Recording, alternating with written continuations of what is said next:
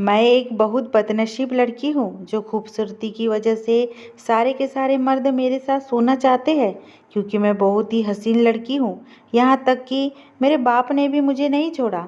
मेरे साथ मर्द जो चाहे जैसा चाहे कर सकते हैं। एक दिन मेरे कमरे में एक लड़का आया। उसने मेरे साथ जो किया उसे जानकर आपके रोंगटे खड़े हो जाएंगे, क्योंकि उसने मेरी जान। आज मेरे दोस्त ने मुझे एक बेहद हसीन, खूबसूरत और दिलकश सी लड़की की तस्वीर भेजी थी। आज से पहले मैंने इतनी सुंदर, इतनी दिलनशी लड़की कभी न देखी थी। देखने में उसे लड़की की उम्र कुछ ज़्यादा नहीं थी, लगभग 17-18 साल की होगी। उसी लड़की की फ़ोटो को देखकर मैं इस समय अपने दोस्त को कॉल किया और उससे पूछा कि मैं इस लड़की के साथ एक रात गुजारना चाहता हूँ, क्या यह संभव है? तो वह कहने लगा, तू तो देख ही रहा है यह लड़की कितनी हसीन है। एक रात के काम के कम से कम 15,000 लगेंगे, इससे कम में तो वह मानने वाली नहीं है। मैंने कहा, इतनी खूबसूरत लड़की पर 15,000 तो छोड़, मैं 50,000 भी देने को तैयार हूँ, बस तू मेरी सेटिंग कर दे। मेरा दोस्त कहने लगा कि ठीक है भाई, तू बस तैयार हो जा, मैं कुछ देर में सब कुछ सेट करके तुझे बताता हूँ। अपने दोस्त का फ़ोन रखने के बाद मैं तैयार हो गया। मैं इस लड़की से किसी भी तरह मिलना चाहता था, इसके बारे में कुछ जानना चाहता था। अब मैं अपने दोस्त की कॉल का इंतज़ार कर रहा था। मैं पीछे से एक रिपोर्टर हूँ और नई से नई खबर ढूंढकर निकालना मेरा काम है। मैं इस लड़की से मिलकर यह जानना चाहता था कि आखिर यह लड़की धंधे में कैसे आई, वह भी इतनी कम उम्र में। मेरा दोस्त अक्सर मुझे ऐसी लड़कियों की तस्वीर देता था जो सड़क किनारे खड़े होकर इस तरीके के काम किया करती थी। मैं तो बस यही जानने में बहुत उत्सुक था कि इस लड़की की कहानी क्या है। मुझे यकीन था कि कहानी बहुत ही धमाकेदार होगी। अगर मुझे यह कहानी मिल गई तो मेरे चैनल की रेटिंग बहुत तेज़ी से ऊपर बढ़ जाएंगी और साथ साथ मुझे प्रमोशन भी मिल जाएगा। थोड़ा इंतज़ार करने के बाद मेरे दोस्त ने मुझे फ़ोन किया और कहा कि मैं तेरा उसी लड़की के साथ 12 बजे से 2 बजे तक का टाइम सेट कर दिया है, और साथ ही साथ उसने मुझे यह भी बताया कि मुझे उसे कहाँ और कैसे मिलना है। उसकी बताई हुई जगह पर मैं समय से पहले ही पहुंच गया। वो बेहद छोटा सा एक गांव था जहां बहुत ही छोटे छोटे घर बने हुए थे। मेरे दोस्त के बताए पते पर पहुंचकर मैंने दरवाज़ा खटखटाया और अंदर से इस लड़की ने दरवाज़ा खोला। मुझे देखकर मुस्कुराई और मुझे अंदर आने के लिए कहा। उसके पास जाने से गुजरते हुए उसमें बेहद अच्छी खुशबू आ रही थी। मैं उसके कमरे में जाकर बैठ गया। मुझे थोड़ा अजीब सा तो लग रहा था, पर कुछ ही देर में वह लड़की खुद मेरे बराबर में आकर बैठ गई। फोटो से भी ज़्यादा खूबसूरत थी। मैंने उसे लड़की से कहा, तुम एक काम करो, तुम सामने वाले सोफे पर बैठो। वह मुझे बेहद हैरानी से देखने लगी और सामने वाले सोफे पर बैठ गई। जब मैं उसका नाम पूछा तो ज़ोर ज़ोर से हंसने लगी। जब उसे उसकी हंसने की वजह पूछी, वो कहने लगी कि नाम में क्या, नाम तो कुछ भी हो सकता है। आप यहाँ जिस काम के लिए आए हो उसे काम के लिए मैं तैयार हूँ। और धीरे धीरे अपने कपड़े उतारने लगी और कहने लगी कि अभी के 2 घंटे आपके हैं, आप जो चाहे जैसा चाहे मेरे साथ कर सकते हैं। मैंने उसे वहीं रोक दिया। वह मुझे अपना कोई रोज का ग्राहक मान रही थी। रोज उसके पास कितने ही लोग आते हैं। मैंने उसे हंसते हुए बताया कि मैं यहाँ पर तुम्हारे साथ किसी भी तरीके का कोई गलत काम करने के लिए नहीं आया हूँ। तुम तो मुझे बेहद खूबसूरत लगी, तो मैं बस तुमसे एक बार मिलना चाहता था, इसलिए आया हूँ। क्या तुम मुझे अपने बारे में बताओ कि मैंने जानबूझकर रिपोर्टर वाली बात उसे छुपा ली थी, ताकि वह बिना डरे और बहुत ही आराम से मुझको बात बताए। मेरी बातों को सुनकर पहले तो वह बहुत हैरान हुई, फिर कहने लगी कि साहब, मैं इतने समय से इस धंधे में हूँ, आज तक मुझे एक भी आदमी ऐसा नहीं मिला जो मेरे पास आया हो और उसने मेरे साथ कुछ किया ना हो, जो मुझसे बात करने आया हो। रही बात इसकी, आप मेरे बारे में जानना चाहते हो तो मैं आपको अपने बारे में क्या बताऊँ। इतना समय हो चुका है इस धंधे में कि मुझे कुछ याद ही नहीं कि मैं कौन हूँ और कहाँ से आई थी। उसकी आंखों में बोलते हुए आंसू आ गए थे और उसके शब्दों में बहुत दर्द था। धीरे धीरे उसने मुझे अपने बारे में बताना शुरू किया, जिसे सुनकर आप अपने आप को रोने से रोक नहीं पाएंगे। वह कहने लगी कि मेरा नाम नैना है मेरी माँ मुझे बेहद प्यार करती थी, लेकिन शायद मेरा इस दुनिया में पैदा होना ही मेरा बदनसीब था। मेरे पापा तो मुझे और मेरी माँ को समाज के भरोसे छोड़कर चले गए। मैं उसी समय सिर्फ 3 साल की थी, जब मेरे पापा को एक बेटे की चाहत थी। जब मैं हुई, उसके बाद से मेरी माँ दोबारा कभी भी प्रेग्नेंट नहीं हो पाई। ना जाने उन्हें क्या परेशानी हो गई थी। एक बेटे के इंतजार में मेरे पापा ने मेरी माँ के साथ 5-6 साल गुजारे थे, लेकिन जब उनको यकीन हो गया कि मेरी माँ दूसरी औलाद नहीं जन्म दे सकती, तो वह अलग हो गए। मुझे क्या पता था कि यह तो मेरी बदनसीबी की सिर्फ शुरुआत है। मेरे पापा हर रोज़ मुझे इतना मारते थे कि पीट-पीट कर मुझे बेहोश कर देते थे, और साथ ही साथ मेरी माँ पर भी बहुत जुल्म करते थे। कभी-कभी तो ऐसा होता था कि 2 वक्त की रोटी के लिए भी मेरी माँ को मेरे पापा के आगे हाथ-पैर जोड़ने पड़ते थे। कई बार ऐसा होता था कि मेरी माँ मेरे पापा से इतना परेशान हो जाती थी कि वह मुझे भला-बुरा कहने लगती थी, क्योंकि उन्हें कहीं न कहीं यह लगता था कि मेरी वजह से ही यह सब हो रहा है। मेरे पापा ने मुझे कभी भी मेरे नाम से नहीं बुलाया था, वह मुझे हमेशा बोझ कहते थे। मेरी माँ मुझे अक्सर कहती थी कि अगर तेरी जगह मैंने किसी बेटे को जन्म दिया होता तो आज मेरी यह हालत नहीं होती, और उसके बाद थोड़े समय में ही मुझे अपने गले से लगाकर बहुत ज़्यादा रोने लगती थी। मैं अपनी माँ की स्थिति समझ सकती थी। मैं जानती हूँ वह मुझसे बहुत प्यार करती थी, लेकिन मेरे पापा की वजह से मजबूर भी थी। एक दिन ऐसा भी आया जब मेरे पापा हम दोनों को छोड़कर हमेशा के लिए चले गए। वह कहने लगे कि अब मैं तुम दोनों को पाल नहीं सकता, क्योंकि मेरी ज़िंदगी में अब एक ऐसी औरत है जो मुझे बेटे का सुख दे सकती है, तेरी माँ की तरह बांझ नहीं है। वह दिन मुझे बहुत अच्छे से याद है। उस दिन मेरी माँ बहुत रोई थी। वह इन सब के पीछे मुझे ही जिम्मेदार मान रही थी। अब मैं और मेरी माँ इस दुनिया में अकेले रह गए थे। मेरे नाना नानी तो बहुत पहले ही स्वर्ग सिधार चुके थे, और मेरी माँ को अपने भाइयों से किसी तरीके की कोई उम्मीद नहीं थी। उन्हें अक्सर यही लगता था कि इन सब की जिम्मेदार सिर्फ मैं हूँ, और अपनी माँ की नज़रों में अपने लिए नफरत महसूस की थी। उसी समय मेरी माँ की उम्र करीब 32 साल होगी। उसी समय वह जवान ही थी। जब से पापा गए थे तब से 2 वक्त की रोटी भी हमारे लिए बहुत मुश्किल हो गई थी। लेकिन मैं उनकी बेटी थी ना, वह मुझे कैसे छोड़ देती। मेरा पेट पालने के लिए उन्होंने लोगों के घरों में काम करना शुरू किया। हर रोज ना जाने कितने ही मर्दों की हवस भरी नज़रों का शिकार होती थी। हमारी ज़िंदगी दिन बहुत मुश्किल से गुजर रहे थे। एक ऐसा भी दिन आया था जब मेरी माँ की मुलाकात राजीव अंकल से हुई थी। वह मेरे मामा के बहुत पुराने दोस्त थे, और मेरी माँ को भी अच्छे से जानते थे।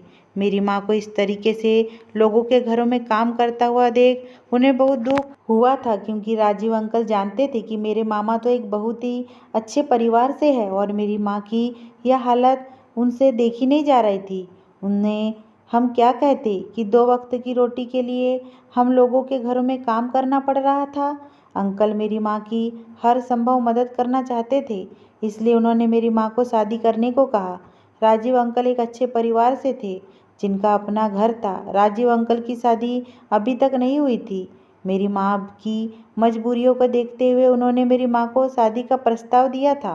राजीव अंकल में किसी तरीके की कोई बुराई नहीं थी कि मेरी माँ शादी के लिए मना कर देती। राजीव अंकल मुझे भी मेरी माँ के साथ अपनाने के लिए तैयार थे।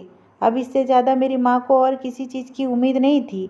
परिवार में एक मर्द का होना बेहद ज़रूरी होता है। कुछ दिनों में राजीव अंकल ने मेरी माँ से शादी कर ली, और मुझे और मेरी माँ को अपने घर लेकर गए। अपनी शादी के दिन से ही राजीव अंकल ने मुझे अपने गोद में बहुत ही प्यार से उठाया, और मुझे कहा था कि आज से तुम मेरी बेटी हो। दिन यूं ही बीतते जा रहे थे। राजीव अंकल मुझे बहुत प्यार करते थे। शुरू में मैं उनको अंकल कहकर ही बुलाती थी, लेकिन एक दिन उन्होंने मुझे बहुत ही प्यार से समझाया कि बेटा, मुझे पापा कहा करो, तुम मेरी बेटी ही हो। अपने पापा का वह रूप तो मुझे आज भी याद है। उनके आगे राजीव अंकल को पापा कहना मेरे लिए थोड़ा मुश्किल था, लेकिन उनके प्यार को देखकर धीरे धीरे मुझे भी उनसे बेहद प्यार हो गया, और मैं अपने पापा को तो जैसे भूल ही गई थी। आपसे राजीव अंकल ही मेरे पापा थे। राजीव अंकल एक बहुत बड़ी कंपनी में काम करते थे। उनके पास पैसों की कोई कमी नहीं थी। उनसे शादी के बाद मेरी माँ ने लोगों के घरों में काम करना छोड़ दिया था। अब मेरी और मेरे माँ की ज़िंदगी बहुत ही अच्छी गुजर रही थी, किसी तरीके की कोई कमी नहीं थी। हमारी ज़िंदगी में अच्छा खाना पीना रहन सहन सब था। अब तो हर रात मैं दूध पीकर ही सोती थी और हर त्योहार पर और समय समय पर पापा मुझे बहुत सारे खिलौने दिलाया करते थे। उन्होंने मेरी परवरिश में किसी तरीके की कोई कमी नहीं रखी थी। मेरी माँ तो मुझे कई बार यहाँ तक कह देती थी कि राजीव ने तुम्हें तुम्हारे पापा को पीछे छोड़ दिया। कहीं कहीं पर घूमने भी ले जाया करते थे और मेरी मर्जी का खाना खिलाना सब कुछ करते थे। वह मेरे लिए जो एक पिता अपनी बेटी के लिए कर सकता है। राजीव अंकल के दोस्त थे जिनका नाम सुरेंद्र था। सुरेंद्र अंकल लगभग हमारे घर रोज ही आया करते थे। वह मेरी माँ से भी बहुत अच्छे से बातचीत किया करते थे। तो उनके आने पर राजीव अंकल का घर में होना बिल्कुल ज़रूरी नहीं था। कई बार वह उनके पीछे आते थे और घंटों बैठकर आराम से मेरी माँ से बात किया करते थे। काफ़ी साल इसी तरीके से गुजर गए थे। अब मेरी उम्र लगभग 14 साल की हो गई थी। राजीव अंकल ने मेरा इतना ध्यान रखा था कि मेरी हेल्प बहुत अच्छे से हो गई थी। 14 साल की उम्र में ही मैं जवान और खूबसूरत दिखने लगी थी। मेरे शरीर में बहुत सारे बदलाव हो चुके थे। अचानक एक बच्ची से एक जवान खूबसूरत लड़की हो गई थी।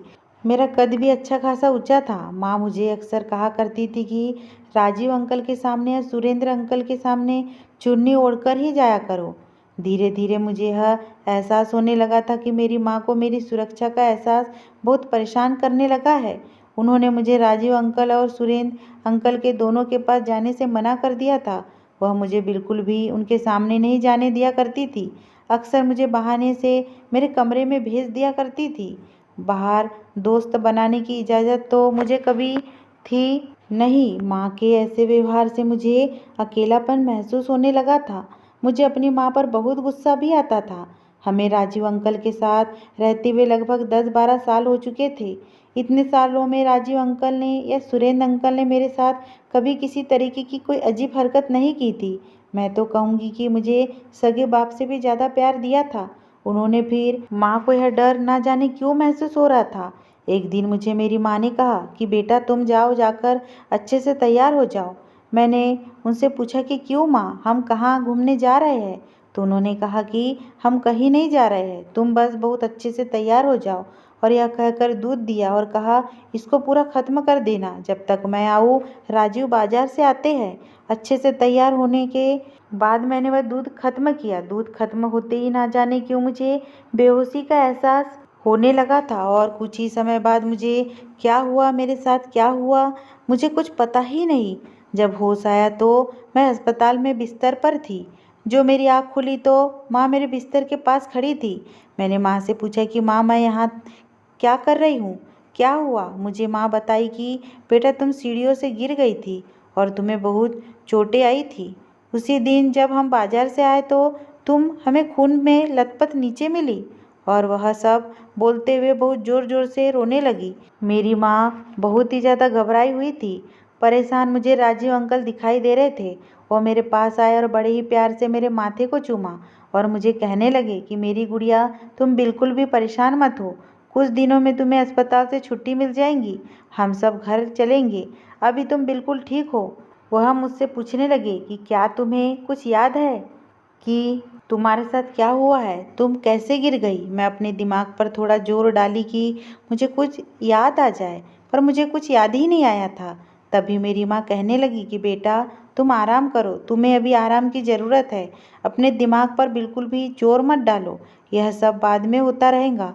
कुछ ही देर में राजीव अंकल ने मेरी माँ को कहा कि तुम घर जाओ और घर जाकर आराम करो, तुम बहुत थकी हुई लग रही हो। काफ़ी समय से उन्होंने बिल्कुल भी आराम नहीं किया था। तो माँ घर चली गई। मैं लगभग 10 दिन अस्पताल में ही रही थी। उन दिनों में राजीव अंकल ने मेरी बहुत देखभाल की।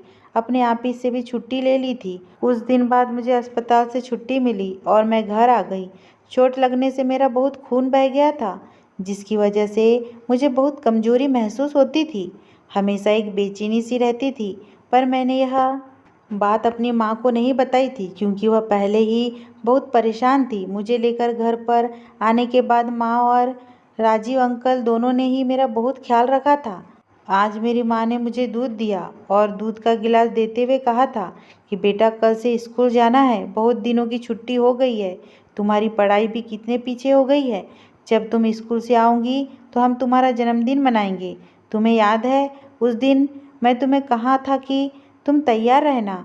इसलिए कहा था क्योंकि मैं और राजीव तुम्हारे लिए एक अच्छा सा गिफ्ट लेने के लिए गए थे। तुम्हें तो अपना जन्मदिन याद ही नहीं था। वह गिफ्ट अभी तक वैसे का वैसा ही रखा है। जब तुम स्कूल से आओगी तो हम तुम्हारा जन्मदिन बहुत ही अच्छे से मनाएंगे और तुम तब वह गिफ्ट खोलकर देखना। माँ का दिया हुआ दूध पीने के बाद मैं अपने कमरे में चली गई और लाइट बंद करके लेट गई। पता नहीं लेटते ही मुझे क्या हो रहा है, मुझे ऐसा महसूस हो रहा था कि मेरी आंखों के सामने सब कुछ बहुत तेजी से घूम रहा है। कुछ अजीब सी बेहोशी लग रही थी। हाथ पैर उठ नहीं रहे थे। ज़्यादा समय नहीं हुआ था कि मुझे अपने कमरे में किसी के आने का एहसास हुआ। जब देखा यह तो राजीव अंकल थे, यानी कि मेरे पापा। मैं चुपचाप आंखें बंद करके लेटी रही। मेरे दिमाग में यह तो चल रहा था कि मैं उन्हें अचानक से जोर से चिल्लाकर चौंका दूंगी। लेकिन इससे पहले मैं कुछ करती, मेरे साथ कुछ ऐसा हुआ जिसकी मैंने कभी उम्मीद भी नहीं की थी।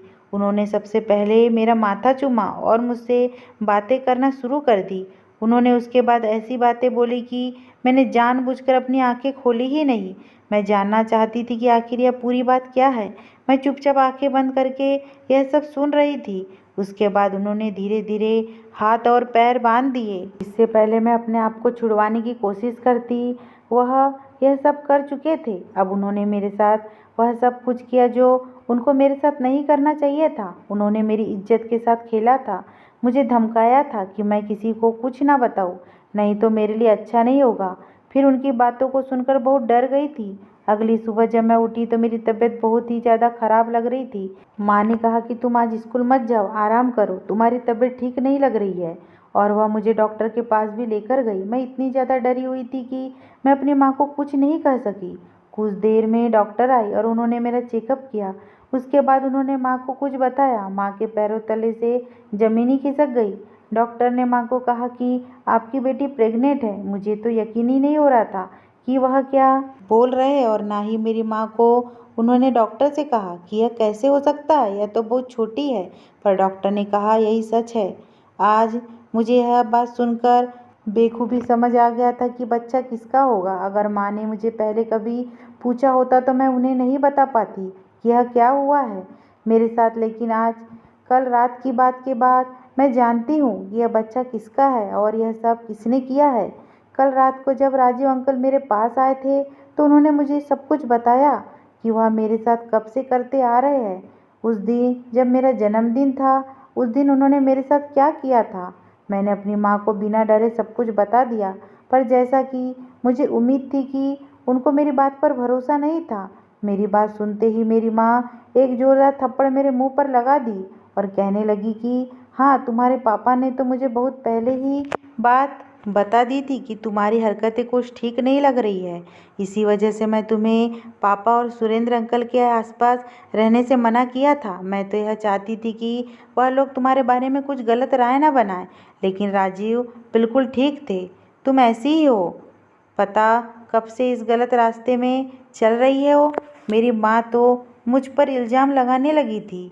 उन्होंने गुस्से में मुझे मेरे कमरे में बंद कर दिया और जब शाम को राजीव अंकल आए तो उन्हें मेरी प्रेग्नेंट होने की बात बताई और साथ ही साथ यह भी बताया कि उनका नाम लिया है। वह गुस्से में मेरे कमरे में आए और मुझे पीटने लगे। कहने लगे कि तुम्हें अपनी बेटी की तरह प्यार किया और तुम यह क्या कह रही हो मेरे बारे में। आज मैं कहाँ चुप रहने वाली थी। वह मुझे पीटे जा रहे थे और मैं उन्हें कहा कि कल रात को जब आपने अपनी हवस मिटाने के लिए मेरे कमरे में आए थे और आपने मुझसे जो भी बातें की थी वह सब मैंने सुनी थी। आप यही कह रहे थे ना कि उस दिन जब आप मेरे लिए गिफ्ट लेने गए थे तो आपने माँ से ऑफिस का बहाना बनाकर घर वापस आ गए थे और जो दूध माँ मुझे दिया था उसमें आपने बेहोशी की दवा मिला दी थी और मेरे बेहोश होने पर आपने फ़ायदा उठाया और आपका झूठ ना पता चले इसलिए आपने मुझे सीढ़ियों से नीचे गिरा दिया। यही कहा था ना आपने। मैं ऐसा कह रहा था जैसे यह सब कुछ झूठ है। वह मुझे और ज़्यादा पीट रहे थे और मेरी माँ को कहने लगे कैसी बेटी पैदा की है तुमने, इसको अपनी बेटी जैसा प्यार दिया और यह आज मेरे ऊपर ही इल्ज़ाम लगा रही है। मेरी माँ अभी तक इस स्थिति में नहीं थी कि वह सच और झूठ में फ़र्क कर पाती। उन्हें कुछ समझ नहीं आ रहा था कि कौन सच बोल रहा है और कौन झूठ। मैं समझती हूँ कि वह गलत भी नहीं थी, क्योंकि इतने सालों में राजीव अंकल ने कभी भी ऐसी कोई हरकत नहीं की थी कि मेरी माँ को उनके ऊपर जरा भी शक होता। राजीव अंकल ने मेरी माँ को कह दिया था कि अब मैं इस लड़की को अपने घर पर नहीं रखूँगा। मेरी माँ ने उसके आगे बहुत हाथ पैर जोड़े थे कि मेरी बेटी को घर पर रख लो, बाहर मत निकालो, मैं उसे समझा दूंगी, लेकिन वह नहीं माने। उन्हें पता था कि हो सकता है कि वह आगे जाकर पकड़े भी जाए। उन्होंने कहा कि वह मुझे यहाँ नहीं रख सकती और वह कहकर अपने कमरे में चले गए। मेरी माँ ने मेरी प्रेगनेंसी अबाउट कर दी थी और घर में सबने मुझसे बात करना भी बंद कर दिया। मेरी माँ को तो लगता था कि उनकी यह शादी भी कहीं मेरी वजह से टूट ना जाए। मैं कमरे में पड़ी रोती रही। मौका पाकर राजीव अंकल मेरे पास आते थे और अपनी हवस मिटाते थे। मैं चुपचाप लाश की तरह लेटी रहती थी। क्या बोलती मैं? मेरी बात को सुनने वाला कोई नहीं और मुझ पर यकीन करने वाला कोई भी नहीं है। धीरे धीरे सुरेंद्र अंकल का भी हमारे घर में आना जाना बहुत ज़्यादा बढ़ गया था। उनकी नज़रों में भी मेरे लिए गंदगी दिखाई देने लगी थी। मेरी माँ को तो मुझ पर भरोसा था ही नहीं। इन सब बातों से मुझे बहुत तकलीफ पहुँचती थी। एक दिन मैंने अपनी माँ का घर छोड़ दिया और हॉस्टल में चली गई। वहाँ जाकर मैंने नौकरी ढूंढ ली और नौकरी करना शुरू कर दिया। लेकिन मेरी जवानी मेरी मुसीबत बन गई थी। एक दिन मुझे मेरी हॉस्टल की एक दोस्त मिली। उस लड़की ने मुझे इस काम के बारे में बताया। उसने मुझे कहा कि कम समय में बहुत पैसा है। मेरे पास खोने के लिए तो पैसे ही कुछ नहीं बचा था। सब कुछ तो मैं पहले ही गंवा चुकी थी और मेरे पास पैसे बिल्कुल नहीं थे। अगर मैं कोई दूसरी नौकरी करती तो भगवान जाने मुझे कब पैसा मिलता और मेरी ज़रूरत कैसे पूरी हो पाती। इसलिए मैंने इसी काम को चुना जहाँ पर लोग पैसे देकर मेरे वक्त को खरीद लेते हैं। कुछ समय के लिए मैं हर घंटे के लिए पैसे लेती हूँ, कभी थोड़ा काम तो कभी थोड़ा ज़्यादा। अपना कुछ समय उन मर्दों को देती हूँ और वह मुझे पैसे दे जाते हैं। कई बार तो मेरे पास ऐसे मर्द भी आते हैं जो मुझे इतनी तकलीफ़ पहुँचाते हैं कि तुम्हें बता भी नहीं सकती। लेकिन वह तकलीफ़ मेरे परिवार की तकलीफ़ से बहुत कम है। राजीव अंकल ने मुझे तकलीफ़ दी है, उसके आगे मुझे हर तकलीफ़ कम ही लगती है। ज़िंदगी में आप कभी सुखी थे या नहीं? यह बात बोलते उसकी आंखों में आंसू बह आ रहे थे। मैं खामोशी से यह सब बातें सुन रहा था। मैं छोटा सा रिकॉर्डर लेकर गया था।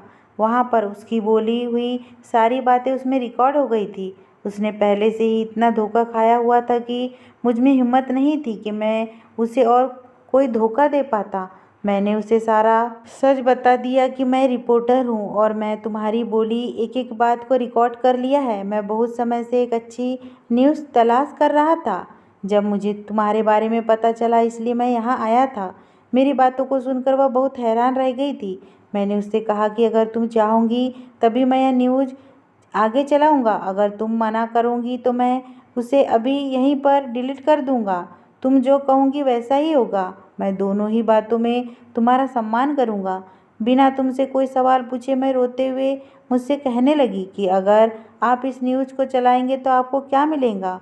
मैं उससे कहा कि शायद कोई लड़की इस तरीके के लोगों से बच जाए, शायद उसको कोई मदद हासिल हो, उसमें इतनी हिम्मत आ जाए कि इस बारे में बाहर निकलकर बात कर पाए। उसने मुझसे कहा कि आप इस न्यूज़ को चला सकते हो। मैंने वैसा ही किया।